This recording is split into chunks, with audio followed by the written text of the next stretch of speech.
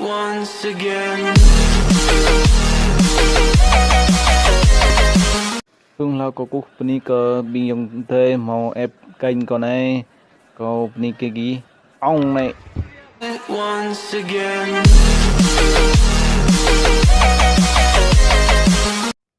hey hey hey ha ra ép thế nào hàm ơn thì ong lo rồi ong này nè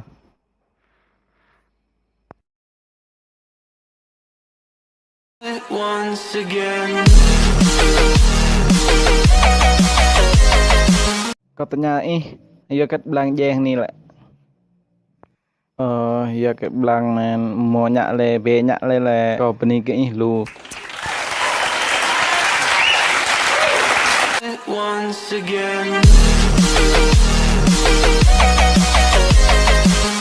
mình nạp play hàng này belang je đây ta play mi ta nhum đất vậy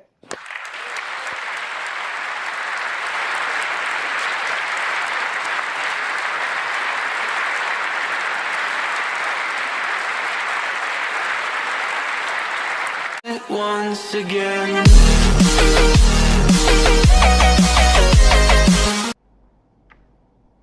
tự nhiên được kata ong sampai đen có ta ong namai hả ong hẹp lúa ta put plong cái nè tụ kro cắt hàng plo yết keret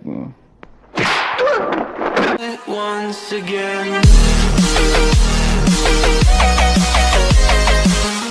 anh nhỏ cái chỗ đang lang chợ đi lấy mùng ra bài yang yong bằng luôn cái chứ bé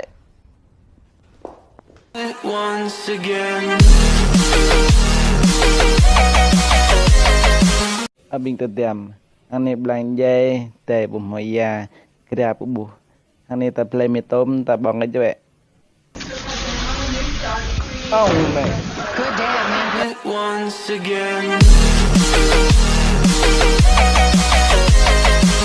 giờ có tam chú dịch tích quyết có bú lùi rồi tầm rồi có nấu cả mô số ngàn có dạy giờ có hiệp bia mà Once again.